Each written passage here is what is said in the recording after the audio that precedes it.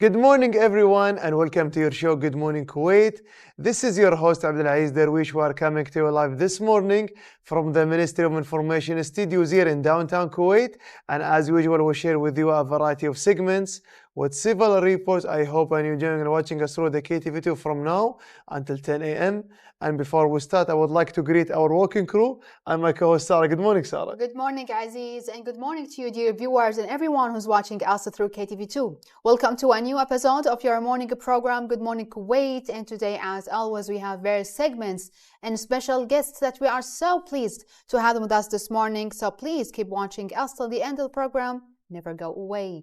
So, Aziz, we are now in the beginning of the summer vacation, and now we are starting the summer holidays because the school nowadays they are having the final exams that are going to be ending before the election day. And also, all the time we say, well, because now is the final, so all the families are preparing now for their children to study well and preparing for the finals. Exactly. And now I know a lot of people are now anxious and they have some anxiety all around the house because they want to make their children succeed in their exams. So please, dear viewers, make sure your kids have a really decent meals all around the day and not having junk foods, not drinking too much caffeine and having too much chocolate.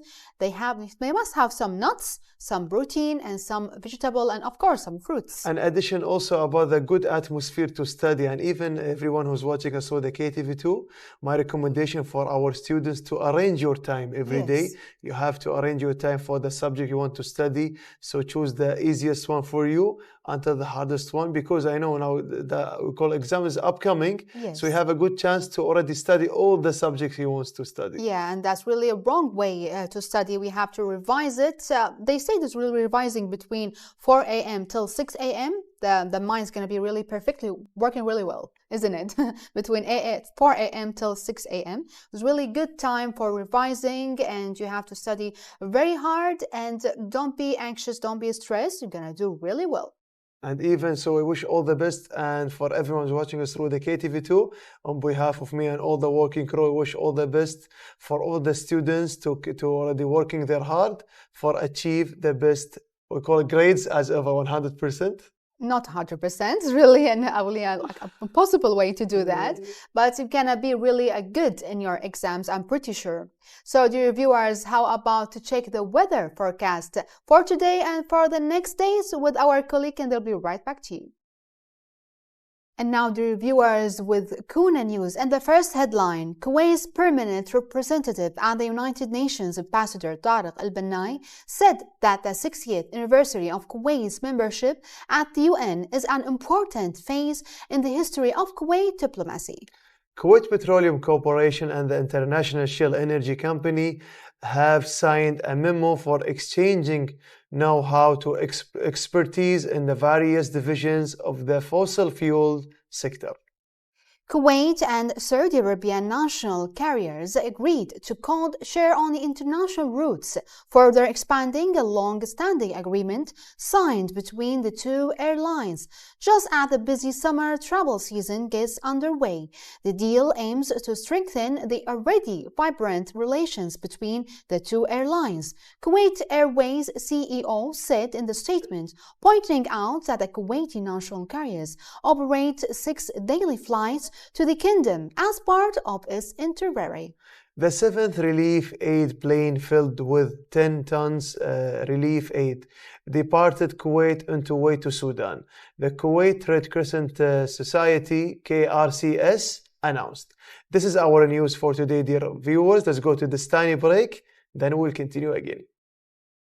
And we came back again, dear viewers, with our episode for today. And we know, Aziz, as we mentioned, we are beginning of summer vacation, and a lot of people actually preparing to travel many countries all around the world. And one of them is Africa. Africa continent, it's already have, like we call it, rich things about, we call it about the resource, about the nutrition. Yes. But because, you know, our working crew always preparing something new, even we have to share everything what's happening around there and all around the world in our show, Good Morning Kuwait. So mention about Africa's Lake Victoria is the world's second largest freshwater lake, and it is the largest tropical lake. This our inspiring ecosystem supporting a stunning variety of birds, aquatic and animal species. Unfortunately, the same ecosystem is also an ideal breeding ground for the, we call it, mosquiting that carrying malaria. So Malaria. it's a huge disease. It's really a huge disease. Malaria experts refer to the areas around the lake's shore as Kenya Lake endemic region. Most people there have endured malaria infection and many have suffered terrible losses, including children. Malaria's most common and vulnerable victims as well. And the vaccine became available in the parts of Kenya as well as Ghana and Malawi. In the pilot's introduction through the National Immunization Program and the WHO Coordinated Malaria Vaccine Implementation Program, Sarah. To know more, dear viewers, let's know about the effectiveness of vaccines against malaria in Kenya. So let's watch this important report together and they'll be right back to you. What we have learned about this first malaria vaccine is that it works. The vaccine really has a great impact. And with this vaccine, added to other malaria control tools, we expect to have a lot of benefit. So 3 years later, we witnessed the community using both the malaria vaccine and also continuing to use other malaria control interventions. Beyond the numbers, we've had stories from the caregivers and from the healthcare workers on the impact the vaccine has brought into their lives. Since it was introduced, has been an opportunity to help us to follow clients and also improve the uptake of other vaccines. I think the malaria vaccine gives the opportunity for them to remember that there are more vaccines that could be taken in that second year of life. I used to take my children, and I'm now doing the same to my grandchildren. I bring him to get vaccine to prevent malaria. I hope for him to grow up healthily so that one day he can help me as a grandmother. I came to bring Stella for the third dose of malaria vaccine. It's important to Stella because it protects the child from malaria. And it's equally important to me because if the child is sick, the mother is always unhappy.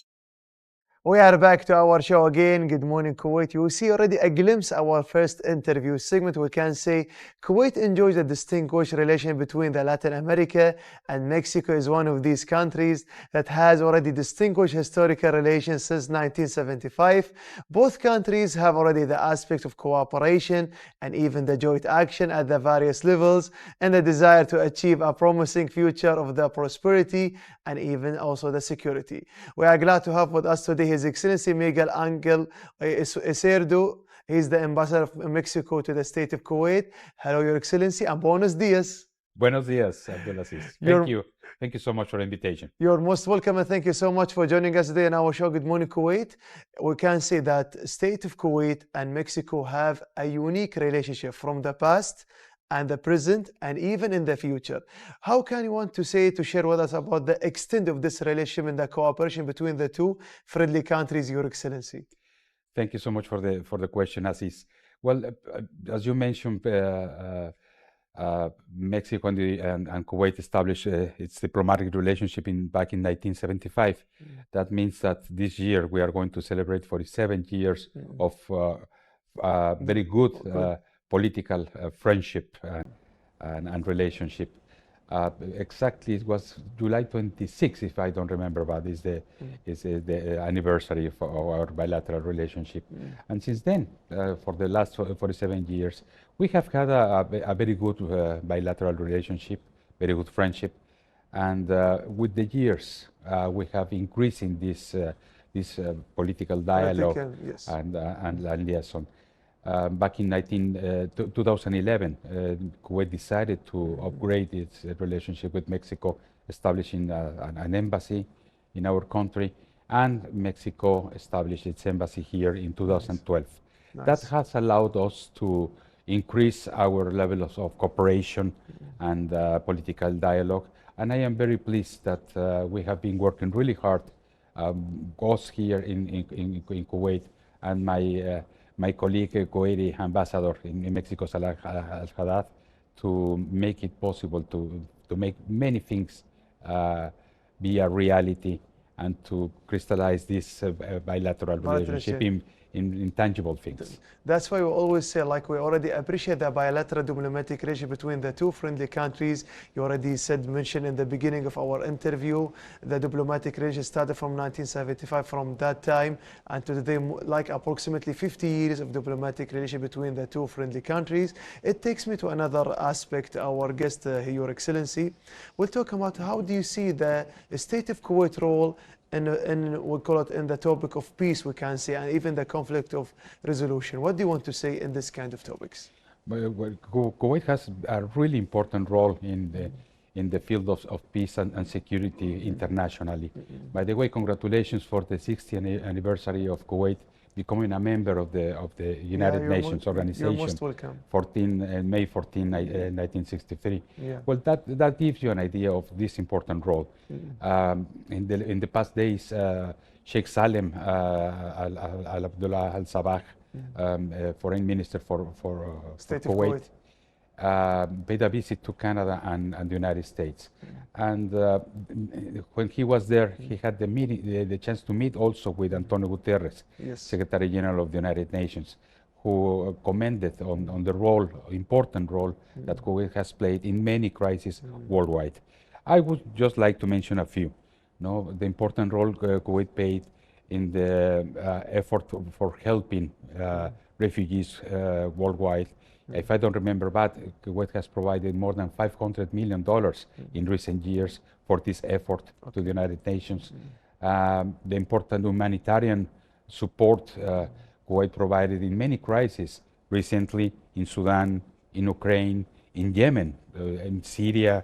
For the last years, there have been many international conferences, the donor conference that were organized by Kuwait. And also, we should not forget about the humanitarian role in international disasters. Nice. Yes. Unfortunately, recently there was a huge earthquake in Turkey, and Kuwait was one of the first countries that really rushed to provide humanitarian aid to the people in need. So that's something that should be commended, and we highly appreciate that role that Kuwait plays in many international crises to try to help and assist. And also, Your Excellency, we are very appreciative you are joining us today in our show. Good morning, Kuwait. Thank you so much for joining us. Thank you. And thank you so much for mentioning about the Kuwait humanitarian role all around the world.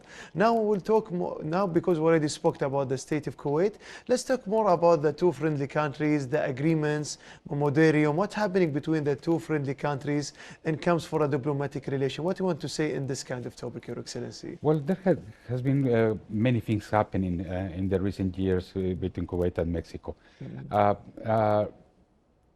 Our two countries are geographically distant, but fortunately we have a very strong and vibrant friendship. We are closer than many people believe.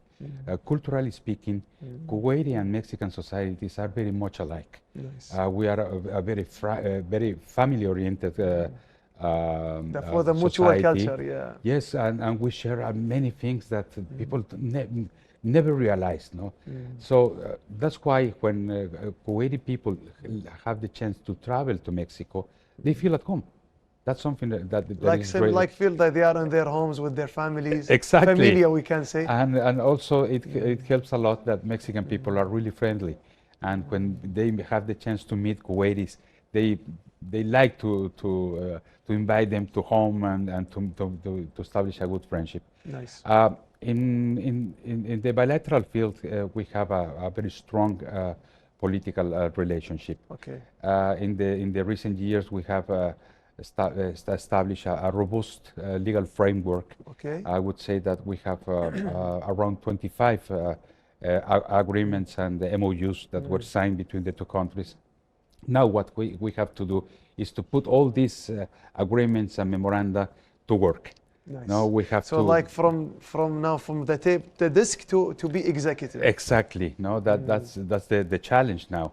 No, we are working on that. It is possible that soon we are going to sign another MOU. It's a very small MOU, but very significant. It's in the field of culture. and it's a specific cooperation program on libraries. That means Libraries. that libraries, yes. The National Library of Kuwait, that is a wonderful place, a wonderful building, and a wonderful institution, is going to sign an MOU with the Central Library in Mexico City and the Vasconcelos Library. That would mean, that would allow,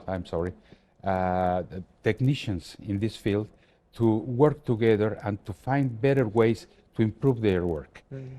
Here I have had the chance to talk with several occasions with the Director General of the National Library of Kuwait.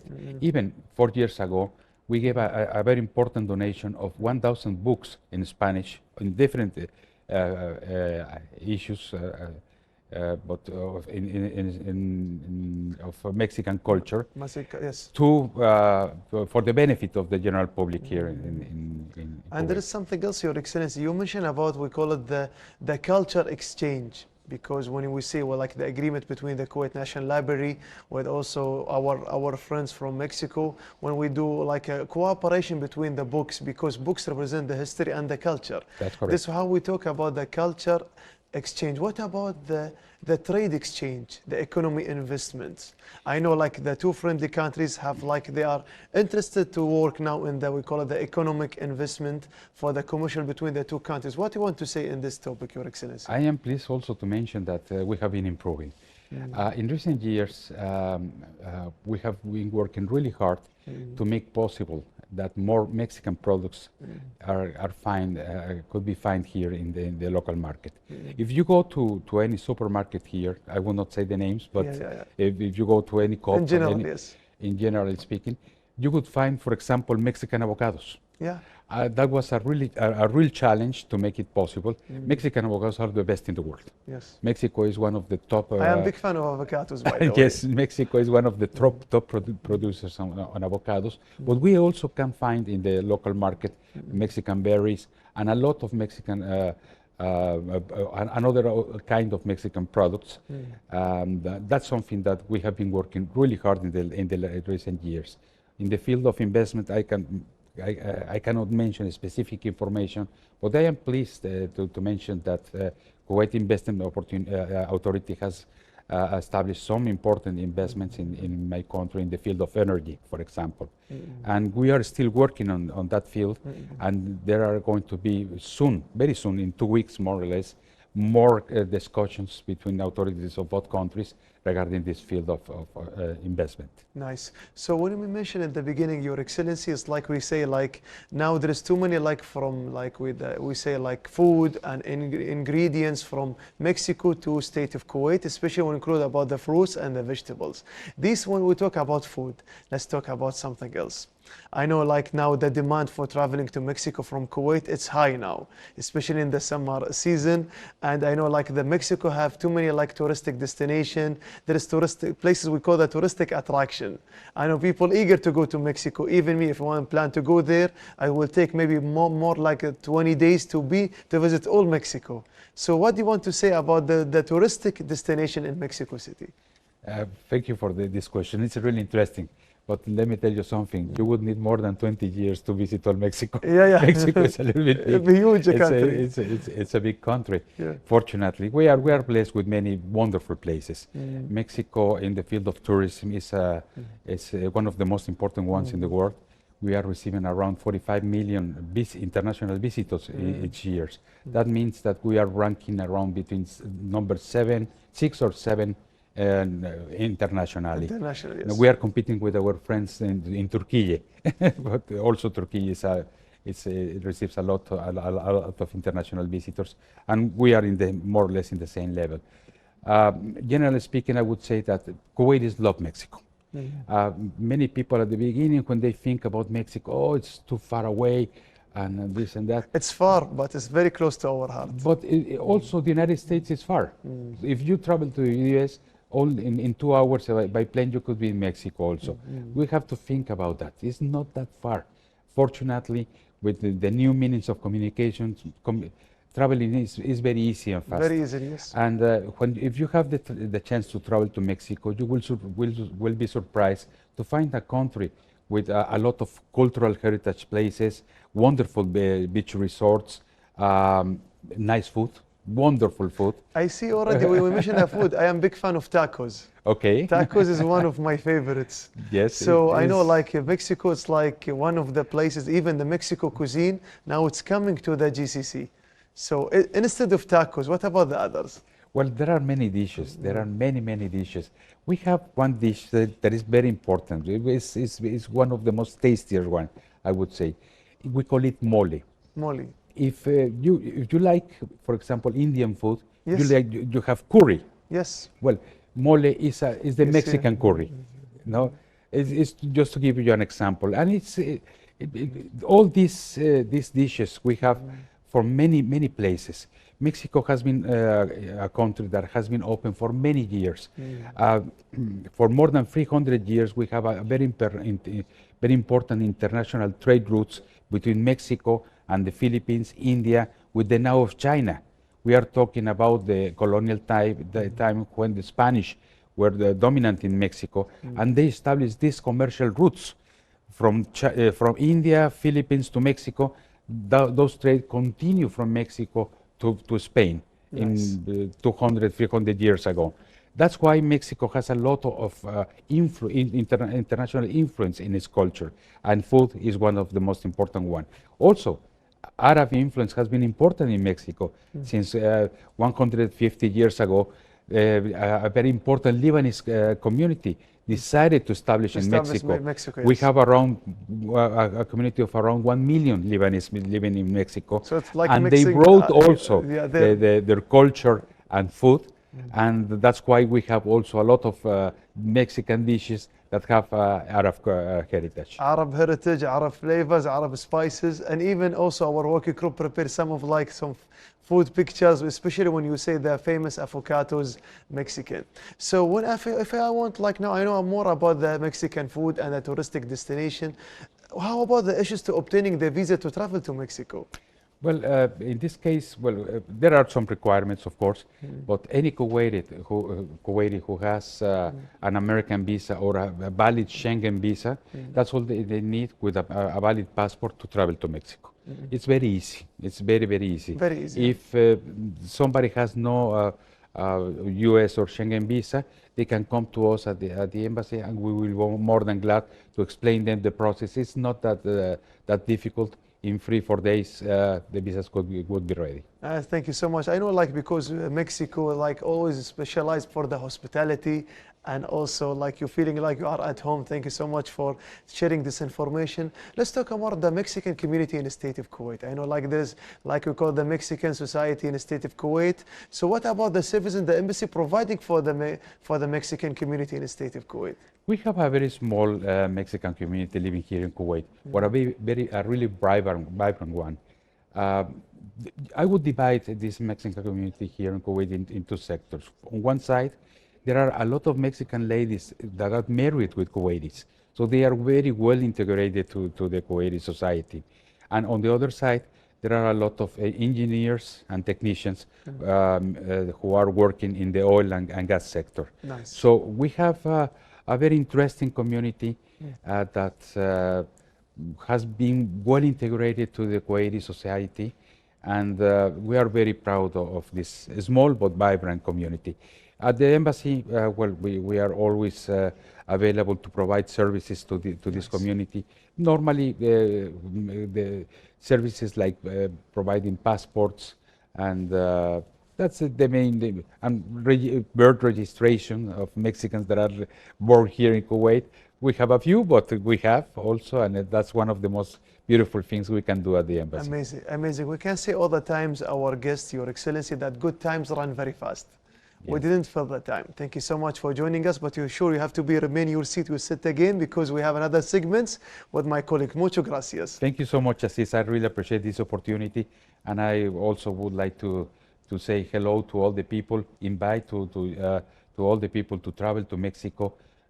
You would really be surprised about the good time you can have in my country. Mexico is a very friendly country. We like to receive foreigners, and there are a lot of things to enjoy and to visit, to do, and to see in Mexico. Thank you so much for joining us today. So all thanks and appreciate to His Excellency Miguel Angel. He's the ambassador of Mexico to the state of Kuwait. Now let's go for another corner of our studio with my colleague Sarah. Sarah, you are on air.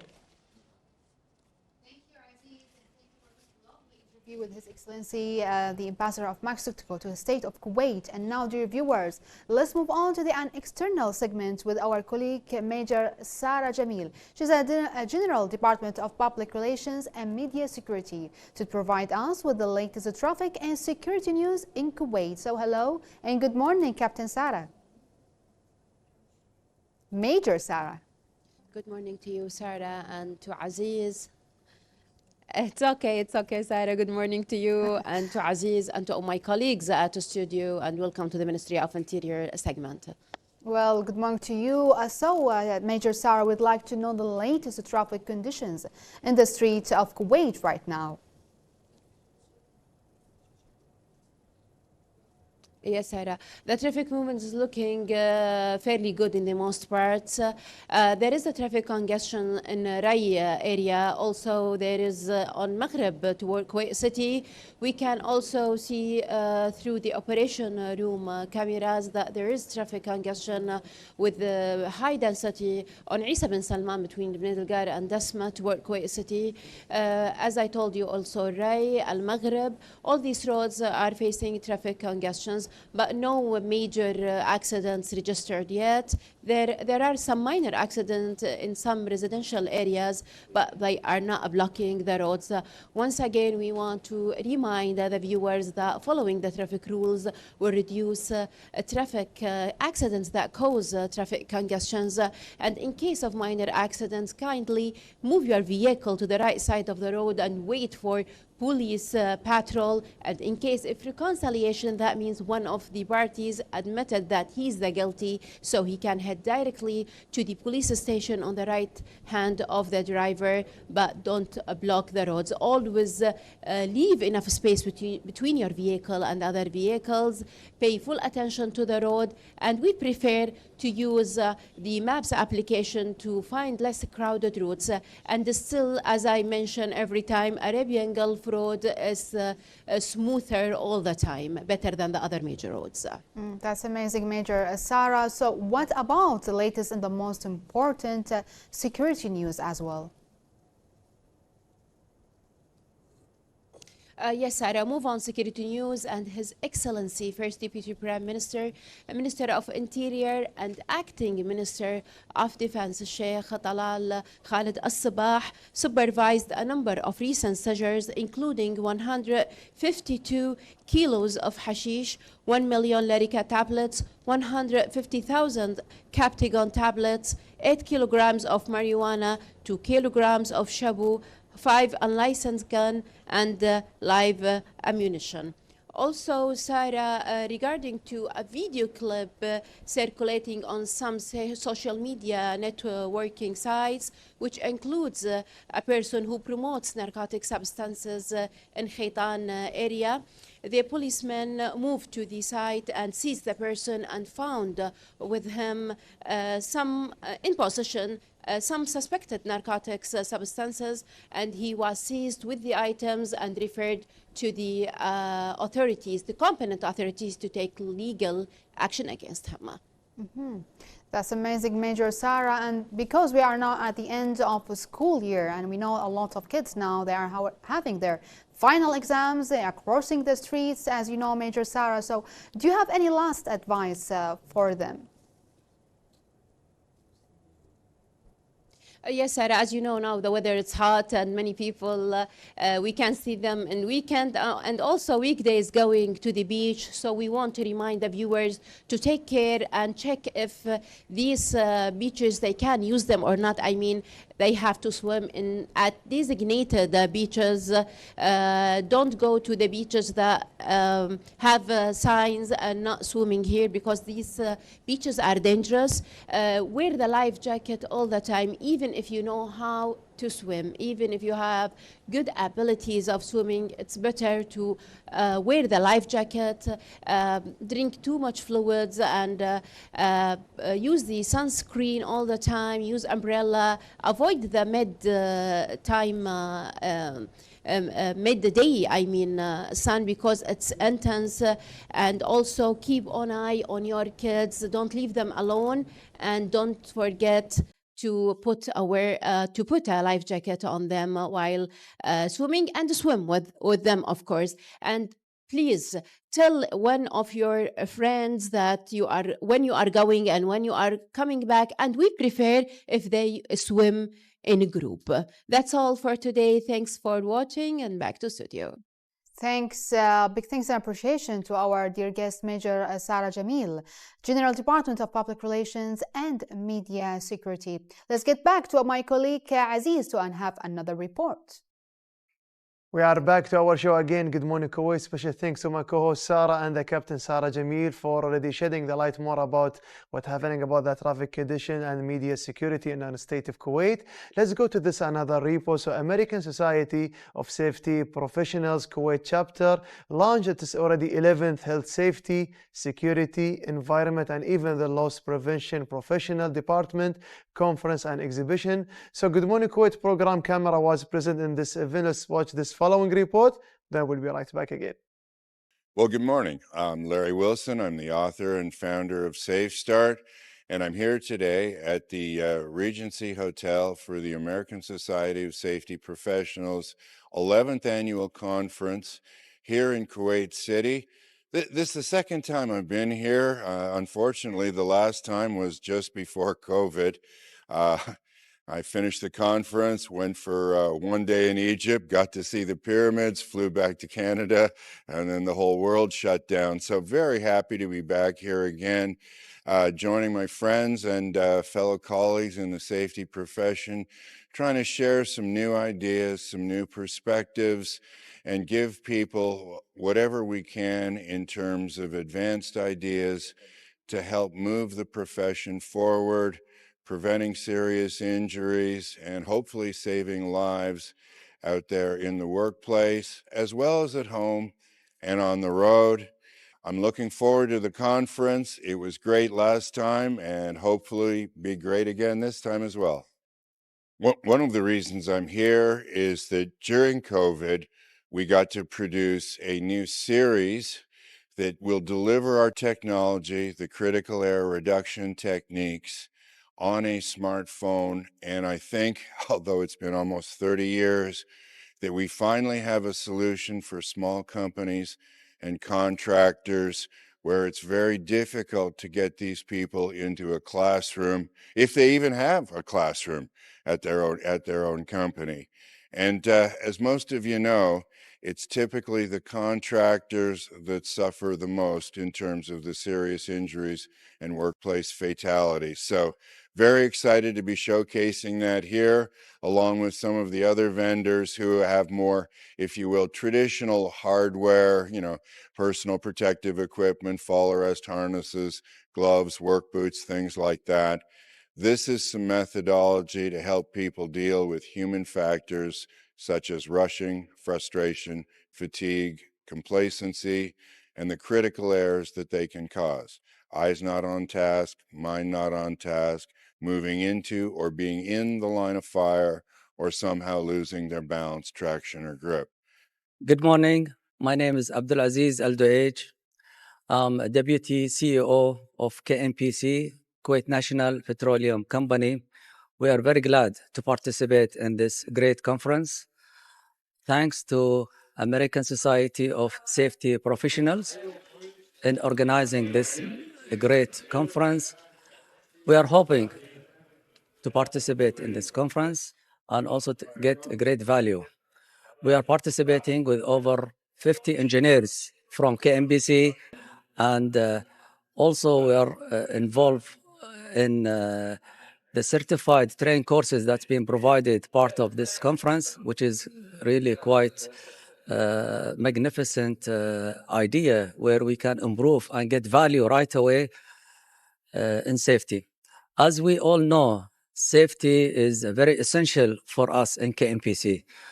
We are safeguarding a multi-billion-dollar assets in the refineries, and we have to have the best practice, safety practice, to ensure it is running in a safe mode.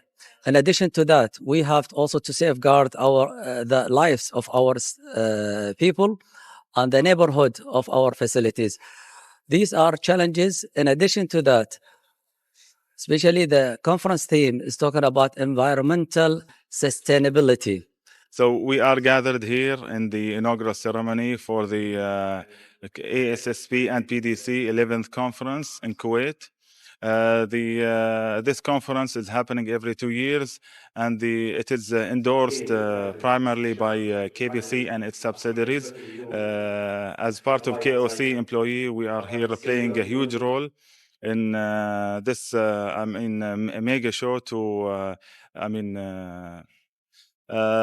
this is a very important platform to gather all HSE professionals from all KBC and its subsidiaries companies, in addition to the competitors and our partners actually in this field. There are many informative papers, and our exhibitors at the exhibition side, they are showing their best practices, their latest technologies in the terms of HSE, which empowers the HSE culture and ensures that safety is taken care of, and it is our priority to sustain our operations and to prevent any injuries or any incidents in our operations. So I would like to invite everyone for this two-day inaugural two-day conference, in addition to the exhibitions that comes afterward this conference. High Commissioner for Refugees enjoys a growing and deep-rooted relationship with the state of Kuwait. This year, we celebrate the 60th anniversary of Kuwait's accession to the United Nations, of which the UNHCR is one of the most prominent organizations. The United Nations High Commissioner for Refugees and the state of Kuwait have a distinguished partnership in the field of cooperation and providing humanitarian support for displaced persons, represented in completing the return, integration, or settlement for refugees in all countries of the world, with the full keens to protect them, which is an extension of its role, approach, and humanitarian solidarity with them. This deep-rooted relationship contributed to completing the humanitarian goals that Kuwait has been striving to achieve with regard to people who face increasing challenges and live in difficult situations as a result of armed conflict or natural disasters. To talk more about the growing relationship between the state of Kuwait and the United Nations High Commissioner for Refugees, we are pleased to have with us today Lulwa Terkate, External Relations Officer. And now we come back again, dear viewers, with our second interview segment with our special guest for today. After this interesting introduction, we are glad to have with us today Lulwa Terkate. She's an External Relations Officer at the UNHCR. So hello and good morning, Lulwa. Hello, dear. Thank you for having me. You are most welcome. So today we're going to talk more about the United Nations of Committees of Refugees. So 60 years actually since Kuwait joined the United Nations. How would you describe the march of Kuwaiti giving and participating in the United Nations in the various fields actually? I have to highlight here that we need to change the narrative about Kuwait's participation and being a member in the UN, where it goes beyond the financial contributions, but rather also Kuwait is a mover of political and international affairs, peace building, and also resource mobilization and conflict resolution. And when we see the history of Kuwait joining the United Nations, you see that the decision and the recommendation of having Kuwait as a member was unanimous back in 1963 by the Security Council. Yes. And if anything, even though the Kuwait is a small country, but you can see the effect and the impact that it has done during its membership with the UN for the past 6 years, making the implementation of the principles of the UN Charter and also the agreements and the conventions that it's member in possible on the ground. That's amazing, dear Lulu. So what is the mechanism actually of cooperation between the state of Kuwait and the United Nations for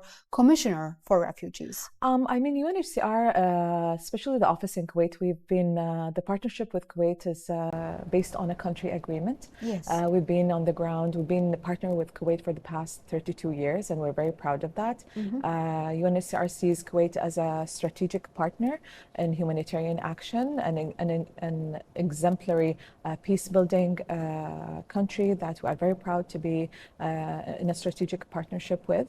Kuwait have contributed around $500 million towards the assistance of refugees. That's amazing. And as a reaction, and also as a proactive player and active player in solving conflicts and also in encouraging peace, whether it's Syria conflict, Yemen crises, and so on. And as you see, even recently with the Sudan issues, Kuwait always has a voice stressing on the importance of safety and security and peace, and also the protection of civilians in the countries of discussion.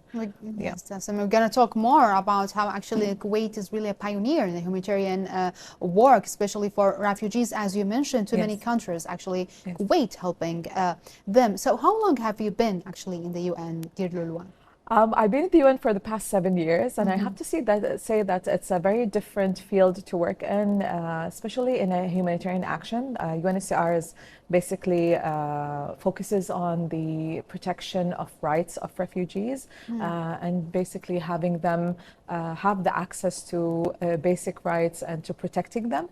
So it's very much different than anywhere, but I have to say, as a Kuwaiti, it gives me an extra, let's say, brownie point, because I also feel proud and honored to be representing my country in such a huge organization with more than 15,000 employees, more than 135 offices around the world.